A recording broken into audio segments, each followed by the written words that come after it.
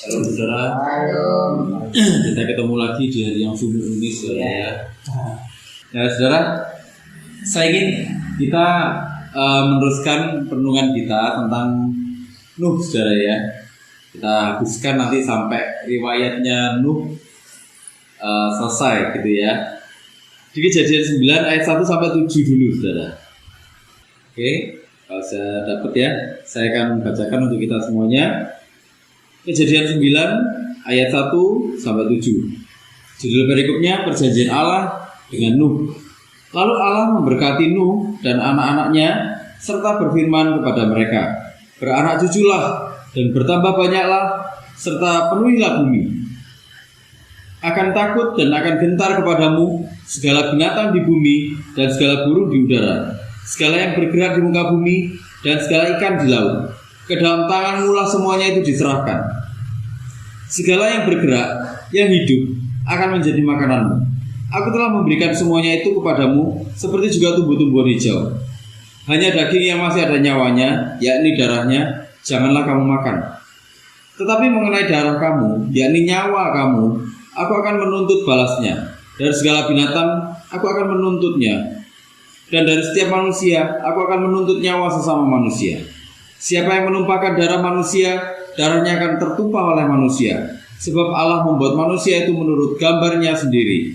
Dan kamu beranak cuculah dan bertambah banyak, sehingga tak terbilang jumlahnya di atas bumi. Ya, bertambah banyaklah di atasnya. Nah, saudara, jadi ini setelah peristiwanya Nuh turun, ya, Nuh membuat sebuah mesbah, ya. Kemudian yang terjadi, Tuhan memberkati. Jadi Tuhan ini merilis. Nuh sudah ya, ini air banjir sudah selesai, banjirnya sudah selesai. Sekarang kamu keluar. Tapi nggak cuma disuruh keluar, habis itu disuruh jalan sendiri-sendiri gitu enggak. Disuruh diumbar gitu enggak. Jadi ini seperti kisah ini gini saudara. Ini bukan lagi berkat yang Tuhan itu berfirman di dalam hati seperti di Kejadian pasal 8 waktu itu ya. Tuhan berfirman di dalam hati. Tapi yang sekarang ini Tuhan mengucapkan ini untuk apa? Untuk merilis. Sudah selesai, banjirnya sudah selesai. Sekarang waktunya kamu dilepas. Dilepas apa? Untuk melanjutkan rencana Tuhan. Jadi kalau saudara perhatikan, apa yang diucapkan Tuhan di ayat 1 ini adalah apa yang Tuhan ucapkan di Kejadian 1 ayat 28 saudara. Di Kejadian 1 ayat 28 dibilang gini, Allah memberkati mereka, lalu Allah berfirman kepada mereka, beranak cuculah dan bertambah banyak, penuhilah bumi dan taklukkanlah itu. Stop sampai di situ.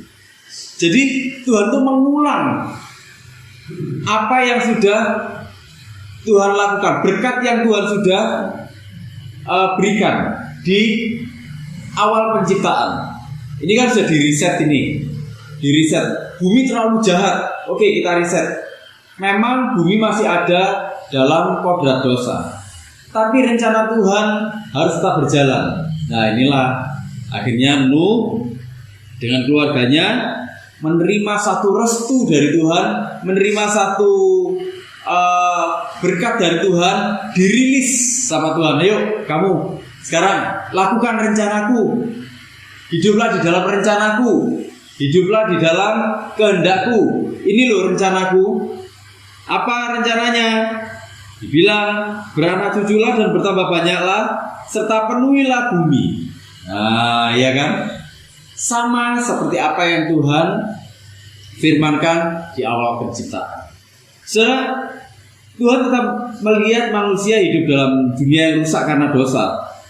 Ya, kalau kita lihat ada hal yang berubah dari berkatnya. Kalau di Kejadian 1 ayat 28, setelah penuhilah bumi, bertambah banyaklah, ya, beranak cuculah, bertambah banyak, penuhilah. Kemudian di Kejadian 1 ayat 28 dibilang berkuasalah. Kalau di sini nggak ada, saudara. Kalau di sini nggak ada kata-katanya. Jadi cuma sampai beranak cuculah dan bertambah banyaklah serta penuhilah bumi.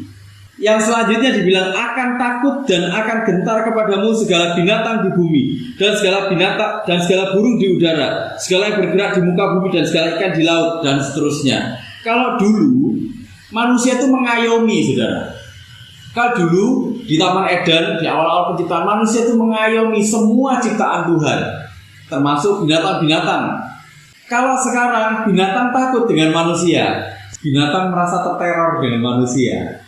Ya, itulah kenapa kalau kita lihat binatang, terutama yang liar, saudara ya, itu punya kecenderungan untuk apa? Menjauhi manusia, benar nggak? Kecuali itu binatang yang sudah dijinakkan. Binatang yang sudah dijinakkan, misal ini, saya punya anjing.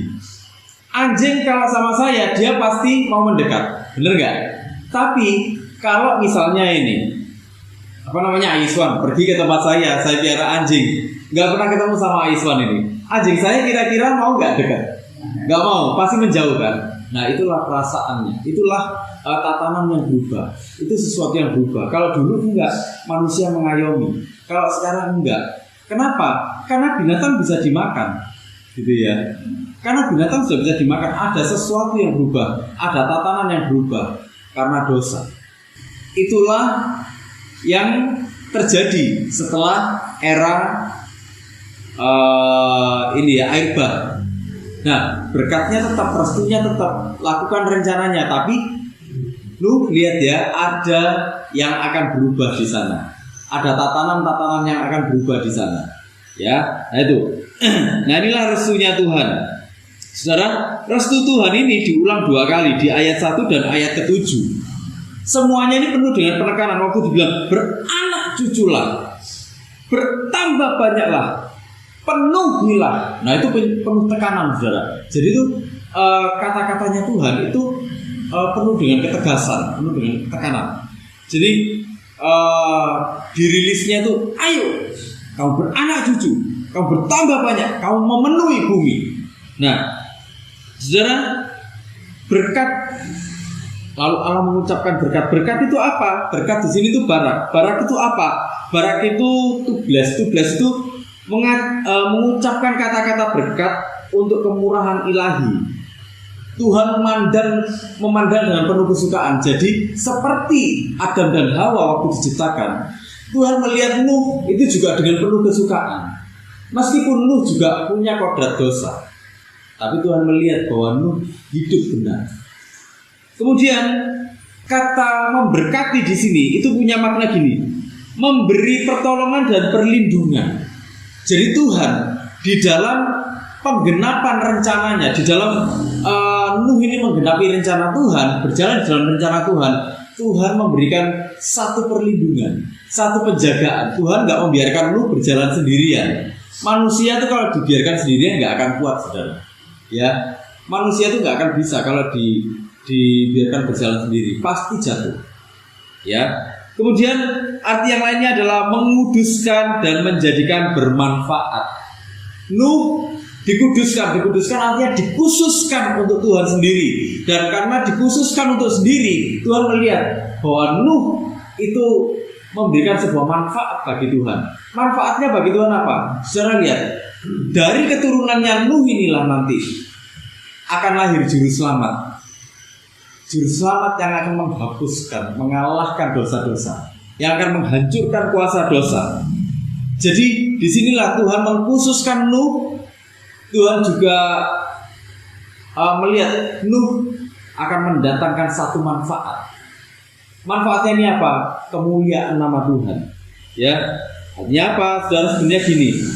Waktu Tuhan memberkati, Tuhan lagi gini. Nuh itu dikuduskan dan dijadikan milik Tuhan yang bermanfaat. Wah, gitu ya. Artinya saudara, kalau kita ini diberkati Tuhan, saudara diberkati Tuhan enggak? Oh, diberkati. Berkatnya apa? Oh, saya diberkati sama Tuhan. Saya habis dikasih berkat sama Tuhan, ada gamdau. Ya kan? Ada job-joban, besar ini nilainya. Ya kan? Ada banyak orang menilai berkat itu seperti itu ya. Ada, oh saya ini habis sakit saya disembuhkan, saya diberkati Tuhan, saya dulu nggak punya ini sekarang punya ini gitu ya. Tapi kata berkat yang pertama kali diucapkan sama Tuhan, lalu Allah memberkati. Kata berkat yang pertama kali itu mengandung unsur dikuduskan. Kalau kita diberkati sama Tuhan, sebenarnya kita sedang dikhususkan untuk Tuhan sendiri. Dikuduskan itu artinya dikhususkan, dipisahkan, saudara. Dari yang bukan miliknya Tuhan, semuanya dipisahkan. Nah, yang ini milikku ini, ya. Dan karena dia dikhususkan untuk aku, dia pasti bermanfaat untuk aku. Artinya kalau kita diberkati, kita dikhususkan untuk Tuhan dan hidup kita ini bermanfaat. Ya, jadi kita jangan membatasi ini, saudara. Makna berkat itu dengan sesuatu yang sifatnya semua itu materi. Karena ada banyak berkat-berkat yang kita nggak pernah pikirkan, itu ternyata memberkati orang banyak, ya kan? Saya pernah suatu saat itu nyanyi, saudara ya. Saya itu nyanyi. Saya malam-malam waktu itu di retreat, di satu retreat itu, saya malam-malam tuh nyanyi sendiri, saudara. Nyanyi sendiri, saudara tahu? Pagi-pagi ada yang datang sama saya, bilang gini, malam itu dia merasa benar-benar diberkati. Kenapa? Karena dengar saya nyanyi, katanya. Itu suatu berkat. Apa yang saya lakukan itu mendatangkan kemuliaan bagi Tuhan. Saya pikir, loh, apa sih cuma gitu aja gitu loh. Suatu saat saya juga pernah, ini mau ibadah ini, saya main musik, saudara. Saya cuma main musik, saya waktu itu main keyboard. Nah, main keyboard, cereng, jemaat datang. Gak taunya ada di antara mereka tuh mulai berdoa, mulai menyembah Tuhan dalam hati gitu. Selesai ibadah saya didatangi. Kak Sony, terima kasih ya. Tadi waktu mainkan keyboard itu, saya merasa benar-benar merasakan Tuhan itu menjamah saya. Ada sesuatu yang bikin hati saya itu hancur. Hati saya hancur, tapi di situ saya juga dikuatkan. Wah, yang kayak gitu. Nah, itu dalam sudut pandangnya Tuhan, Allah memberkati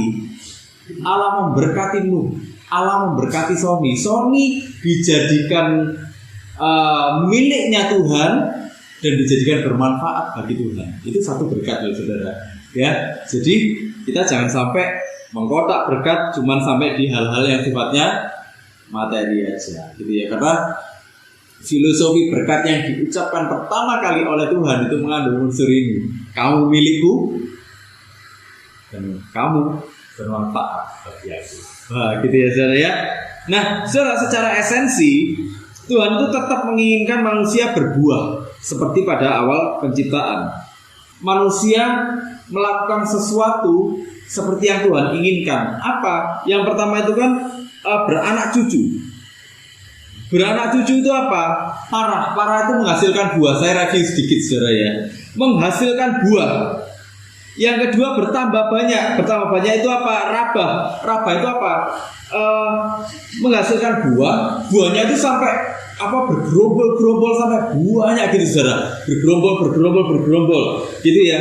Yang ketiga, penuhilah itu male itu sampai telapak tangan ini loh. Ini penuh semuanya. Sampai telapak tangan ini penuh semuanya, sampai amber-amber, sampai tumpah-tumpah. Nah, itu yang dimaksud penuhilah. Nah, saudara, konsep buah ini sesuatu yang penting. Kita pernah bahas ya. Konsep buah ini sesuatu yang penting. Waktu dibilang penuhilah, itu ternyata berbuahlah, hasilkan buah, dan buahnya itu sampai bergerombol, buahnya sampai itu penuh-penuh, sampai luber-luber. Buah itu sesuatu yang penting. Kenapa?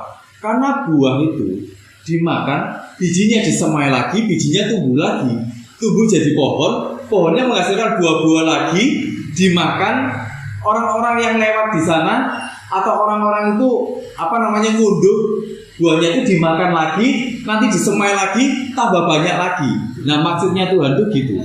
Manfaatnya adalah waktu kita diberkati sama Tuhan, kita akan menjadi semakin banyak.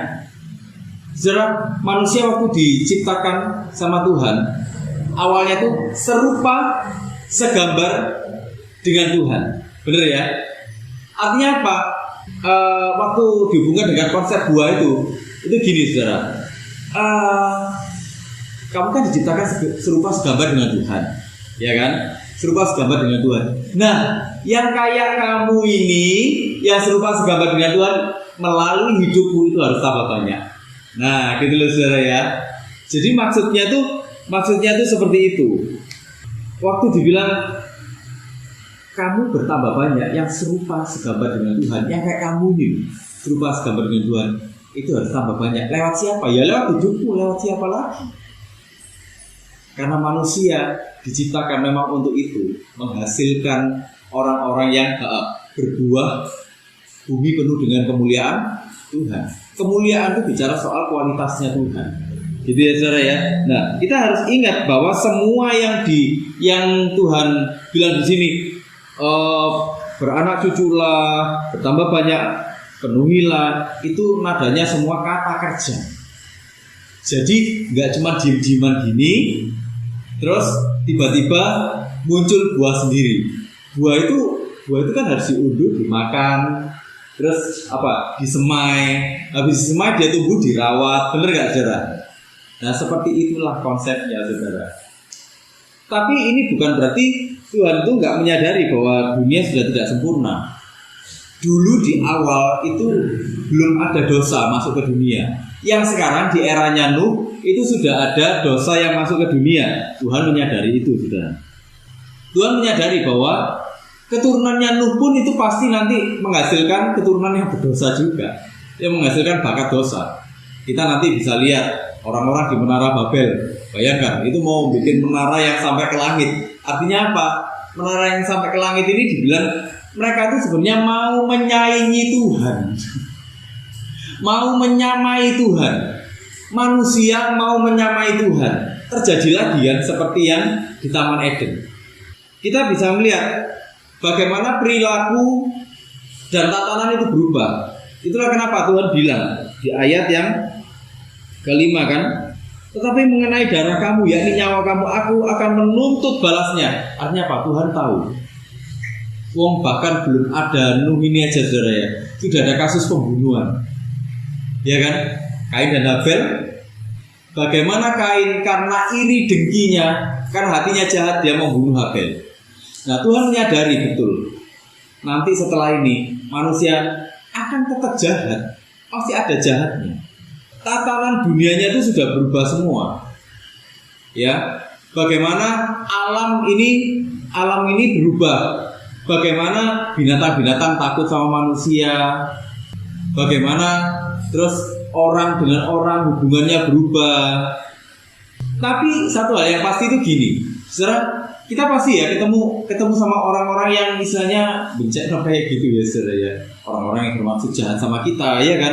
Kita sudah hidup sesuai dengan firman Tuhan, sesuai dengan kebenaran, tapi orang tetap berbuat jahat sama kita. Kita pasti nemu yang seperti itu, benar ya saudara ya. Orang yang memanfaatkan kita mungkin, orang yang bikin kita pegel, orang yang sama kita ini maunya itu nyedot terus, maunya itu cuman memanfaatkan aja. Iya kan, kita pasti ketemu yang kayak gitu-gitu. Nah Tuhan menyadari yang kayak gitu. Tapi gini, maksud dan rencana Tuhan itu nggak akan pernah gagal oleh jahatnya dunia. Jadi kalau Tuhan itu sudah berencana di dalam hidup kita, Tuhan sudah memberkati hidup kita, rencananya itu pasti ya dan amin, dan nggak akan pernah gagal. Gitu loh. Sejahat apapun lingkungan kita, sejahat apapun orang yang ada di sekeliling kita, tidak akan pernah menghalangi rencana Tuhan untuk terjadi dalam hidup kita. Itu yang pasti terjadi. Gitu loh. Ya. Kenapa? Karena Tuhan tetap menginginkan manusia menjadi miliknya sendiri. Tuhan tetap menginginkan manusia itu bermanfaat di hadapannya. Apa yang sudah dikhususkan untuk Tuhan, apa yang sudah Dia berkati, itu pasti bermanfaat. Dan di situ Tuhan pasti menyertai. Saudara, hari ini sampai hari ini masih melayani Tuhan, ya kan? Entah itu lewat doa, entah itu lewat pelayanan-pelayanan yang lain, konseling dan sebagainya. Contoh gini aja, saudara, konseling itu enak gak? Dengarkan orang gitu, gak enak ya? Capek ya? Orang yang punya masalah kita ikut capek kan? Bener gak?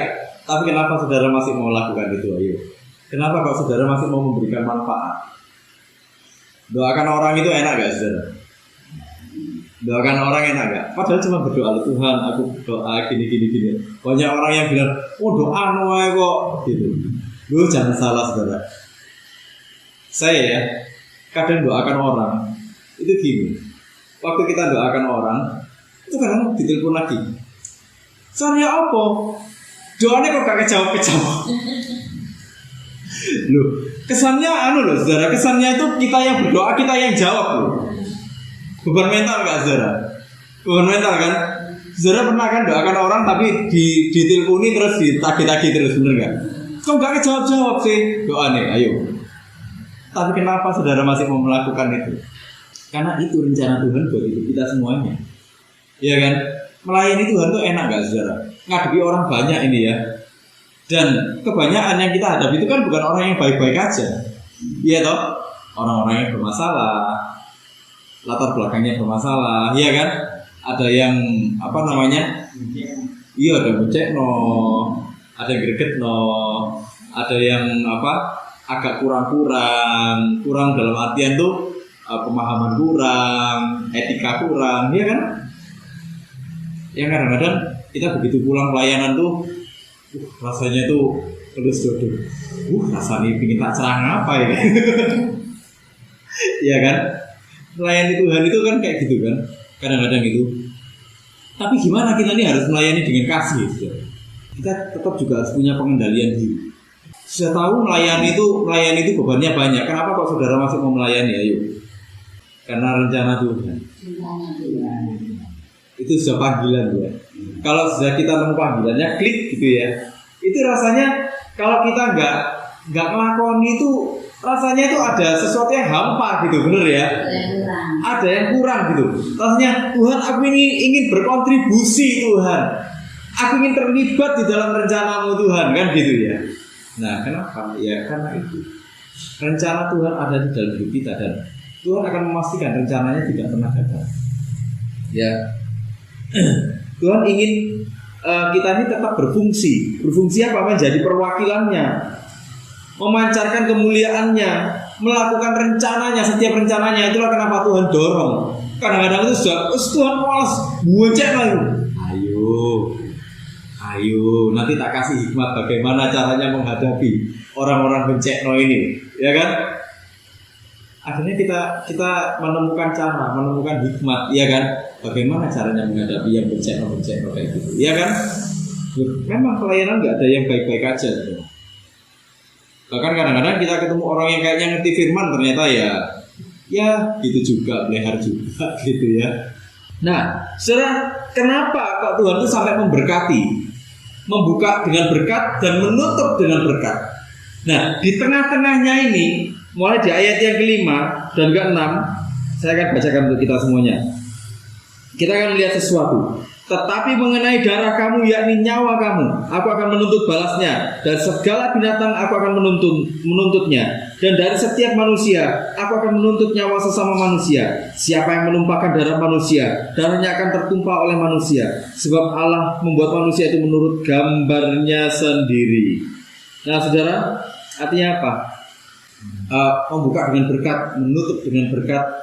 Apa yang sedang Tuhan kerjakan? Tuhan ingin menunjukkan, sekalipun kamu berdosa, sekalipun kamu punya beberapa dosa, kamu tetap berharga di mataku. Inilah kenapa nyawanya manusia ini dilindungi sama Tuhan. Karena nyawa itu pemberiannya Tuhan. Kamu tuh bentukanku, nak. Jadi kamu berharga di mataku. Saya ingin bandingkan dengan Kejadian 1 ayat 26, saudara. Dibilang gini, berfirmanlah Allah, baiklah kita menjadikan manusia menurut gambar dan rupa kita, supaya mereka berkuasa atas ikan-ikan di laut dan burung-burung di udara, dan atas ternak, dan atas seluruh bumi, dan atas segala binatang melata yang merayap di bumi. Betapa Tuhan itu tetap ingin memprioritaskan manusia di atas segala ciptaannya.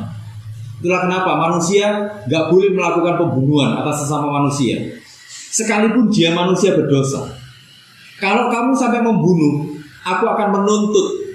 Menuntut yang bagaimana? Ya, aku akan menuntut balasnya. Dan dari setiap manusia aku akan menuntut nyawa sesama manusia. Itulah kenapa, saudara, ada hukuman mati. itu satu konsekuensi, satu tanggung jawab. Memang ada perdebatan yang bilang hukuman mati itu kan bertentangan dengan hak asasi manusia. Tapi bagaimana dia mencabut nyawa orang lain? Bukankah itu juga bertentangan dengan hak asasi manusia? Inilah juga titik awalnya cikal bakalnya mata ganti mata, gigi ganti gigi di sini, saudara. Nah, artinya apa? Tuhan sedang menunjukkan bahwa manusia itu adalah prioritas di atas seluruh ciptaannya. Manusia itu berharga. Itulah kenapa Tuhan, karena saking berharganya, Tuhan itu ingin manusia tetap melakukan rencana Tuhan. Tuhan itu tetap ingin manusia ada di dalam pelukannya. Tuhan itu gak ingin manusia itu lepas, gitu loh. Itulah kenapa waktu Adam dan Hawa jatuh dalam dosa, apa yang Tuhan lakukan? Tuhan turun, ya kan? Tuhan bisa aja kan membubarkan manusia gitu aja. Tapi Tuhan gak lakukan itu. Tuhan merancang rencana keselamatan untuk manusia. Yohanes 3 ayat 16 bilang kan, karena begitu besar kasih Allah akan dunia ini, sehingga ia mengaruniakan anaknya yang tunggal, supaya setiap yang percaya tidak binasa, melainkan beroleh hidup yang kekal. Betapa hidupnya manusia itu memiliki nilai di hadapan Tuhan. Sekalipun manusia berdosa, Tuhan tetap memperhatikan manusia. Karena Tuhan memperhatikan manusia seperti itu, itulah kenapa Tuhan tuh gak ingin hidupnya manusia sia-sia. Itulah kenapa Tuhan menutup dengan membuka dengan berkat di ayat 1 dan menutup dengan berkat di ayat yang ke-7. Tuhan tidak ingin hidup manusia itu sia-sia. Nah, manusia yang menyadari hal ini, saudara, manusia yang menyadari bahwa Tuhan gak kepingin hidupnya manusia itu sia-sia. Manusia yang mengalami jamahan Tuhan, manusia akan menyadari itu. Dan manusia akan datang kepada Tuhan dengan hati yang bertobat. Ya Tuhan, aku ini dah salah Tuhan. Ya Tuhan, aku ini brengsek Tuhan. Aku mau datang kepadamu, aku mau bertobat Tuhan. Tolong aku Tuhan. Pimpin aku Tuhan. Aku ingin hidup dikhususkan bagimu. Aku ingin bermanfaat bagimu Tuhan. Hidupnya akan penuh dengan penyesalan. Penyesalan apa? Tuhan, selama ini hidupku itu ternyata sia-sia. Sekian tahun aku hidup, ternyata aku sia-sia hidupnya. Kenapa? Karena aku hidup tanpa Engkau. Karena aku hidup tanpa Engkau, hidupku itu mengembara. Sepertinya aku melakukan sesuatu, tapi semuanya itu untuk diriku. Dan waktu aku melakukan sesuatu untuk diriku, ternyata aku gak pernah puas. Kenapa? Karena aku melakukan sesuatu sekalipun itu kebaikan, aku melakukannya untuk diriku sendiri, bukan untuk Tuhan. Sementara manusia yang asli, manusia itu diciptakan melakukan segala sesuatunya untuk Tuhan. Disitulah kenapa dia bahagia, gitu loh. Hidupnya itu utuh. Kenapa? Karena dia melakukan segala sesuatunya untuk Tuhan.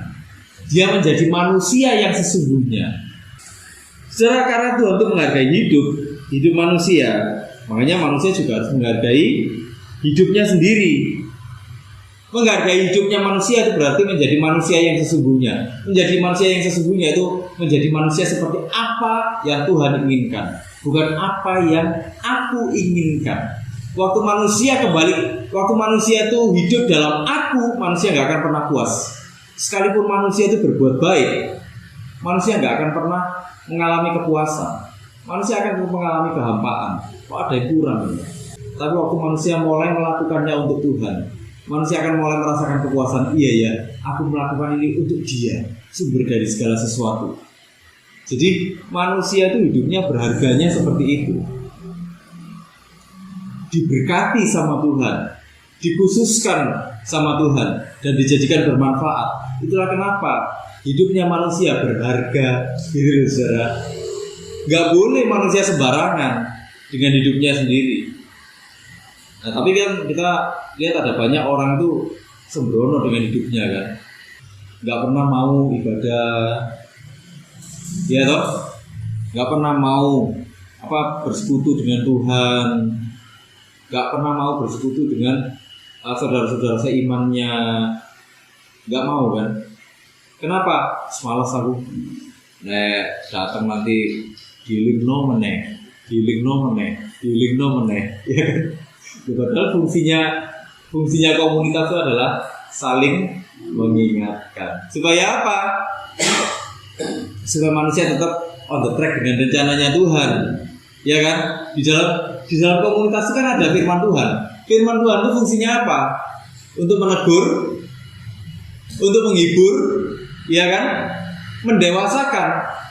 Nah, itulah saudara. Jadi karena manusia itu hidupnya berharga, manusia itu menjadi apa yang Tuhan inginkan, bukan apa yang kita inginkan lagi. Firman Tuhan bilang, hidupku bukannya aku lagi, melainkan Kristus yang ada di dalam. Di pembahasan kita sebelumnya, bahkan semenjak di kitab Kejadian, di awal-awal ini, konsep imannya itu sudah jelas. Konsep imannya apa? Berserah total kepada Tuhan. Konsep imannya itu bukan meyakini sesuatu pasti terjadi, bukan gitu. Tapi menyerahkan dulu hidupnya kepada Tuhan. Di situ dia yakin Tuhan akan memimpin hidupnya. Gak tahu Tuhan caranya gimana. Tuhan, aku sekarang bergumul Tuhan. Aku ini gak ngerti caranya bagaimana Tuhan. Tapi aku yakin, karena aku sudah dikhususkan bagimu, karena Engkau tuh membuat aku tuh gak sia-sia, Engkau membuat aku bermanfaat. Di situ Engkau akan memimpin hidupku. Nah, itulah saudara ya. Satu persatu Engkau akan memberikan pimpinan, Engkau akan memberikan penyelesaian. Mungkin itu bukan perkara yang mudah bagiku Tuhan untuk hidup di dalam pergumulan ini, tapi aku yakin Engkau akan berikan aku kekuatan. Oh, itu loh saudara. Jadi itulah yang terjadi pada manusia yang hidupnya berserah total kepada Tuhan. Kenapa? Karena dia yakin dengan itu semuanya hidupnya akan memuliakan Tuhan. Nah, ya, dia memahami, aku sudah diberkati kok. Diberkati berarti dikhususkan. Sama Tuhan sudah dibuat bermanfaat. Itu loh. Gak mungkin kalau Tuhan gak menyertai. Nah, itu saudara ya. Jadi sekalipun dunia ini sedang tidak baik-baik saja, ya saudara ya. Loh, ini realistis loh saudara. Saya ngomong itu realistis. Saudara, kalau kita lihat, ayo sekarang coba saudara lihat. Kalau korupsi itu saudara ya, berita-berita korupsi, saudara takjub gak lihat berita korupsi ini? Takjub ya. Saya loh takjub juga saudara. Kenapa? Karena sekarang itu bunyinya bukan ratusan juta, bukan M lagi saudara. Iya, TT ya. Mending kalau cuman 1-2 T gitu ya. Ini enggak sekarang. Ratusan T. Ini ada yang hampir ribuan T juga, ya kan? Gimana coba? Ya kan? Kita kalau lihat itu saudara, kita kan pasti pesimis kan. Bisa nggak ini dunia kita nih, paling nggak bangsa kita jadi lebih baik? Kita pesimis pasti, bener nggak? Kalau lihat itu semua.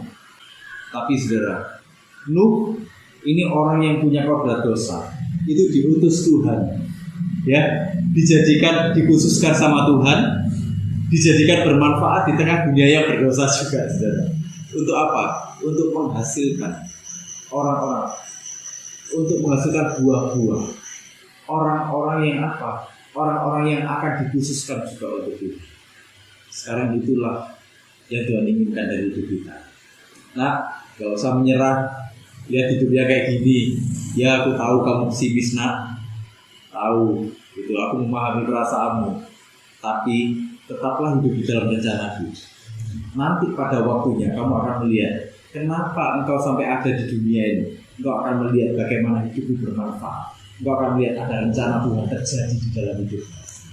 Mungkin engkau merasa engkau bukan orang besar, tapi di hadapan semua orang sama. Loh, gitu loh. Tuhan itu kayak gitu, saudara.